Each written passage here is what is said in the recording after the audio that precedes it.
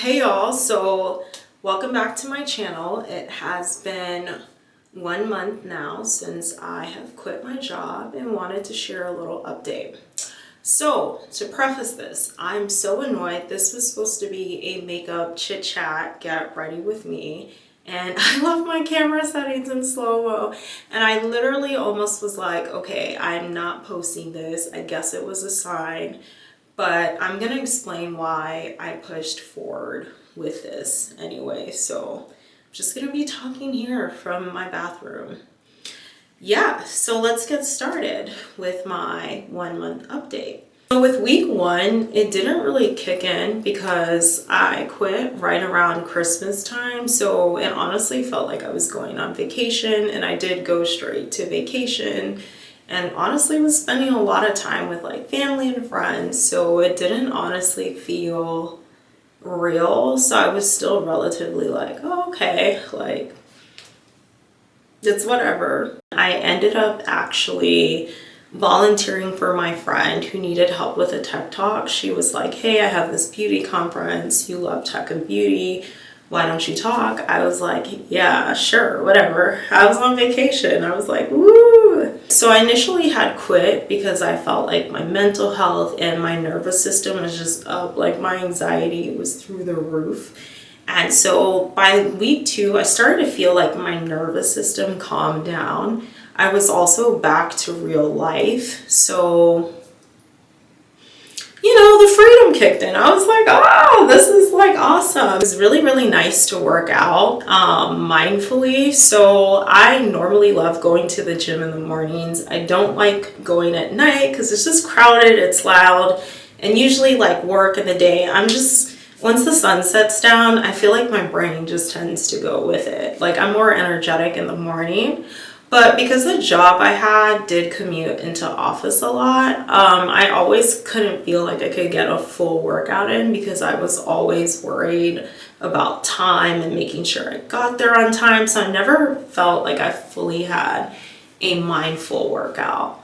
Then also too, I started cooking more. So one of the things I'm actually super grateful about for my old job was they did provide food. So I didn't really cook as much, and then when I did cook, because I got into the habit of eating at work, I started to Uber Eats a lot. So preface before then, so I am working out less, I'm eating more, so I progressively started to get uncomfortable with how much weight I was gaining, and I was very uncomfortable in my body. So I was really excited, like, oh wow, I get to like work out, eat more, eat healthier. On top of that, I have recently found out I have a milk allergy, so it was nice to kind of have more control of what was going on in my body. What was also nice, I was like, oh my gosh, now that I have all this time, I can just like work on things that I'm interested in, that I love. And yeah, it was weird. It was exciting, and then it quickly overwhelmed me. And the next thing you know, I am in my head, in my thoughts, like, oh my gosh, like I'm so overwhelmed. What do I do? How do I schedule my day, my routine? Like I'm even asking ChatGPT, like make a routine for me. And I'm just like, oh my gosh, this is not why I signed up to do this. So luckily, like seriously, luckily, if you guys remember, I signed up for that tech talk. So around this going on, I also was like, okay, I have to start prepping for this tech talk. What was interesting about this tech talk is normally I like to say, and please don't get me if I'm misquoting myself, but I like to identify myself not as a procrastinator, because normally I like to do things compulsively as soon as it comes to my mind, just because if I don't do it then, I usually don't do it at all. So I was very surprised I was procrastinating something so big, or could be relatively big for whatever, and I'll explain that in a second. And I was like, why? Like it would just give me so much anxiety to be like, and the funny thing, y'all, is one of the few things I can say that comes really natural to me is public speaking. I know, ironically enough, in a camera it's different, but something about being on stage in front of a bunch of people, I'm like, yeah, I can talk. As y'all can see, I can talk. And so I had to kind of dig deeper and like rewind it back. So in my, I don't remember how old I was, but I was in my 20s. I randomly had the idea to start doing tech talks. I was like, I love to talk. I love talking about tech. So I'll do tech talks. And long story short, I started doing them. It actually took off really well because I also think it took off well because it was natural to me. I was super passionate about what I was doing. So I think like the energy I was putting out and receiving was really good. But with that being said, it's really important about the company and the people around you that you keep. So I will say at the time, there was a person in my life who, as I was doing these talks, kind of started to get into like my head a little bit about doing them. And then I started like self-doubting myself. And then I just started like being weird, unnatural. So my thing is like, when I think, I'm already like my eyes are shifting all over the place trying to think of the next sentence. And then if it's like unnatural to me, I think I like come off very, very unnatural. So it started feeling unnatural. I felt uncomfortable. I did a talk where I absolutely hated, which sucked because I was like, I should have crushed it. It was my bread and butter. So I just completely stopped. So fast forward to now, as I am working up to do this tech talk again, I'm excited, but I'm also like, oh my God, all that like trauma and pain kind of kicked in. And I just honestly let it simmer. And then usually before I do like big hardcore tasks, I kind of like create like all these like rituals and mindsets and things to get myself pumped up and ready. I didn't do any of that. And then it got to a point where I was past the procrastination threshold for basically submitting her the content for my talk, that I was like, okay, I have to do this. And when I tell you my brain was like, all over the place, like I was so uncomfortable. I was like, this is so discomforting. But it was way too late to quit or to cancel. So I was like, we're in this. We are going to go in the trenches. I'm not ready at all. I don't even know what I'm going to formulate, what to say. Yeah, so what was interesting is as I started doing that talk and like practicing and getting the content, I went from like uncomfortable to being like, oh my God, girl, you're that girl. And now that I'm 30, I feel like when I was 20, there was still a layer of insecurity. But now when I'm 30, I feel more secure. I won't say I'm like completely secure, but I'm at least more comfortable. And even more comfortable with being uncomfortable. And I'm more comfortable with, okay, I'm not perfect. I don't have these flaws, even like this. Like you can see my hanging whatever. But yeah, so it gave me a lot of confidence, but then it also started to mentally like put in my brain like, oh, maybe you don't have to be like perfectly ready and all this to do things. You kind of just need to jump in and start. So I was like, okay, I kind of like that jumping in start, and then it like pays off feeling. So I like locked that in. So then the next week, I think this is where it really started to kick in that I quit my job. So up until around this period, I had been like living off of my last paycheck. I know it sounds like silly. I hadn't like moved money out of my savings. So it didn't still, like it felt real, but it didn't feel real because I didn't feel that. And for some reason, y'all, like moving the first chunk of amount out of my savings, I was like, oh my God, like this is real. So yeah, it took a while to sink, like actually sink in the gravity of my decision. I know it like sounds really, really silly. But I will say with the tech talk, it started, and like even the fear, it wasn't as jarring because I still left for my mental health and not like for whatever. I was still very much like, okay, like I went on this journey to learn myself, to find myself, to discover who I am, to follow my dreams, to figure out if my dreams are even still my dreams. Yeah, so I was like, okay, let's tackle that. Instead of being overwhelmed by what I'm supposed to do, like, who am I? And so things that I know that are facts about myself, I love doing deep research. I can research to the depths of anything. I can't even tell you why I love rabbit holes. They excite me. I probably should have been a professional researcher. I don't know why I didn't do it. Probably because I also don't like red tape. I'm such a free spirit. I'm also a Libra, y'all. I also discovered I still do very much like teaching, like doing that TED Talk. I was like, man, I really like teaching, but the idea of being a teacher or professor for some reason like just doesn't excite me. But I think it's more of the bureaucracy and the corporations that don't excite me, because I love when I feel like I can creatively do things my way versus like feeling like I have to like fit or do it for a system. I know it sounds really weird. Yeah, the other things I started to realize, like, okay, I love being challenged. Like, that is non-negotiable. Like, when I'm not challenged, I'm bored. I also love feeling very creative. So I realized my two highest values are being creative and being challenged. But, you know what's funny? Not working in software, I have probably now spent more time coding. I discovered that again, like the that creative challenge of coding kind of came back again.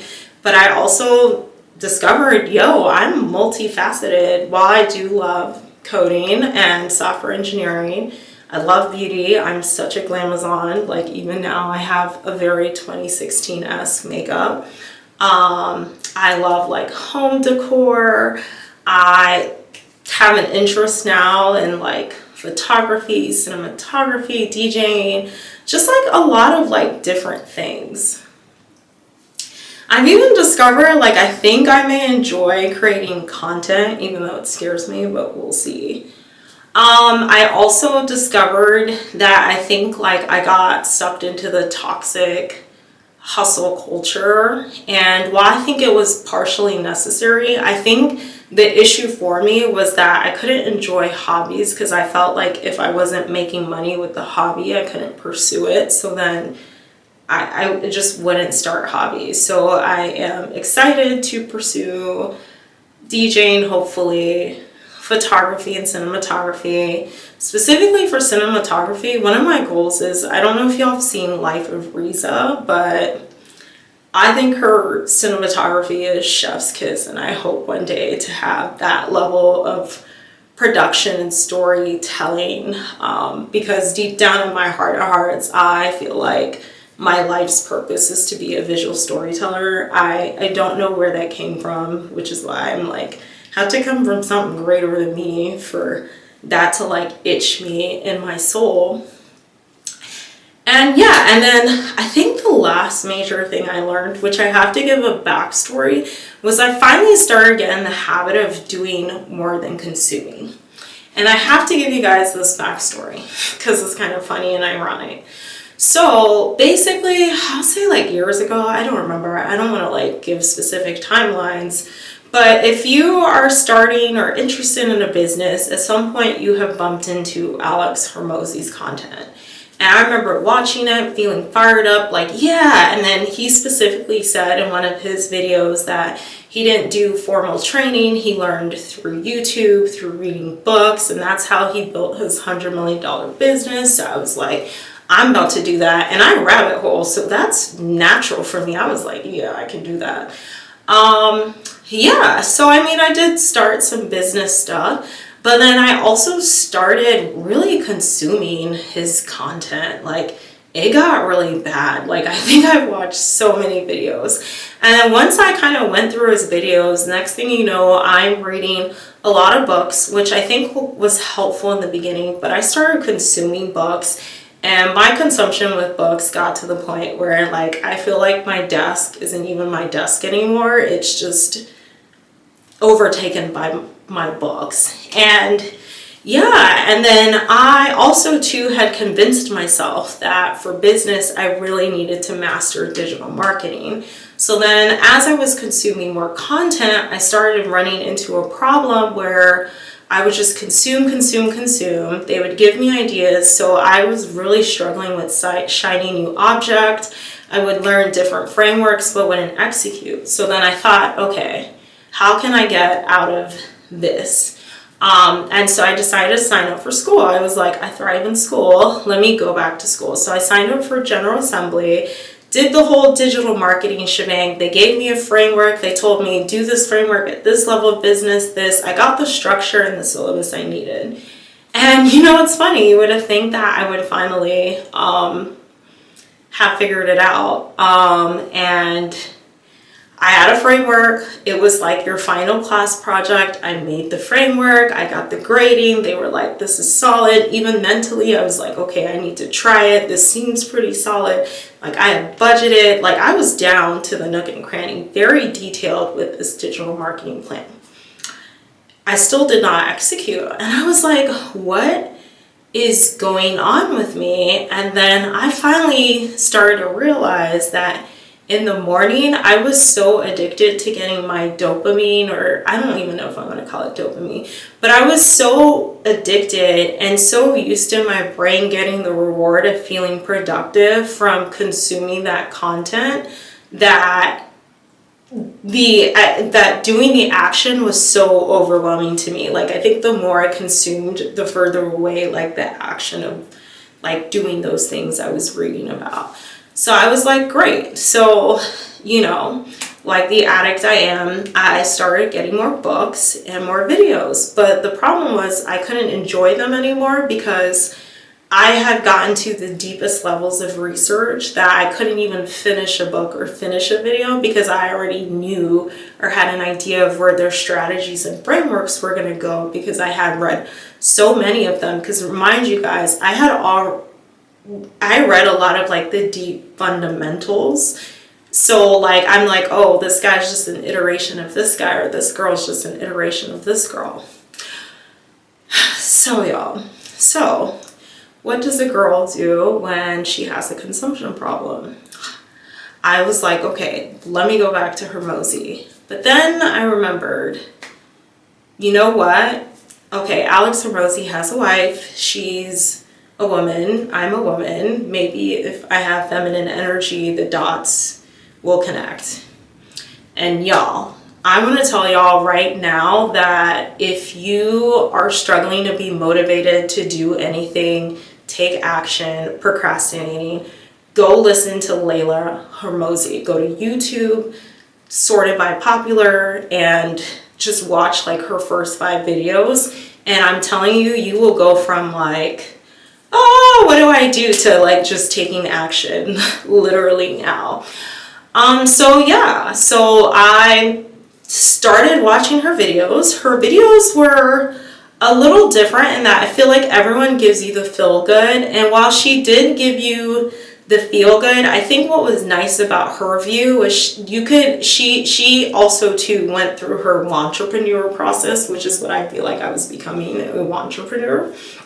And she explained like how she got out of it, and she, in the nicest way possible, low-key kind of read me to filth in some, but like in a loving, still very feminine way, was just like, y'all, I can sit here and tell y'all 20, 30 different things I did, but you are going to have the bad feelings. But once you take the action over time, those bad feelings will turn to good feelings. And then I started going back to when I did the tech talk and how nerve-wracking that was and how anxious I felt. And I was like, you know what? She's right. And then like, it was like a few days later, I hop on Instagram. I don't know how the algorithm got me, but she had a quote that she was like, you're not incapable. It's just, you haven't like learned how to do it yet. And I was like, wow, that's really profound. So I was like, okay, I'm going to make action the goal. Even if my brain is like, oh my God, this is so uncomfortable, I'm going to do it. And then another quote that really got to me, because like, while I think sometimes it's easy to say I'm going to take action, sometimes you're like, okay, I'm ready to execute, but I actually don't know what to do, is that Marie Forleo in her Everything is Figure Outable, she actually has a quote that says, to get clarity, you need engagement, and for engagement, you need action. And that for me was like, okay, that's it. Everything leads back to action. I just need to go full speed. And so that being said, I was like, okay, I want to go from being a doer to consumer. I'm going to just try everything, leap, see where it goes. And yeah, it's been scary, but exciting. And with that being said, I have discovered I do want to start teaching about tech. I love it. Creating the content has been really exciting for me. It's also been scary because I think for a long time I made content creation like, I don't know how to explain, but like complicated. Like when you know that meme where you see all the crazy numbers and stuff flying everywhere. And I was like, I just need to do it and it'll probably suck, but or maybe it won't suck, but I want to do it. So I have discovered I do want to try photography. I want to do fitness. So I'm kind of in this trying era, and I'm in this like do it now, not how. So I'm trying to focus more in the now, not how. Yeah, so that is like my 1 month update. I'm super excited to see where this goes. I can't wait till when I'm 40 to watch this. So overall, my 1 month update is I've had an assortment of feelings. I have no regrets. I think I will look back and be like, I'm so glad I did this and prioritized my mental health. I'm learning so much about myself, which was my biggest priority. Yeah, and what are some things that scares you guys that you would like to try? And that's it. Enjoy.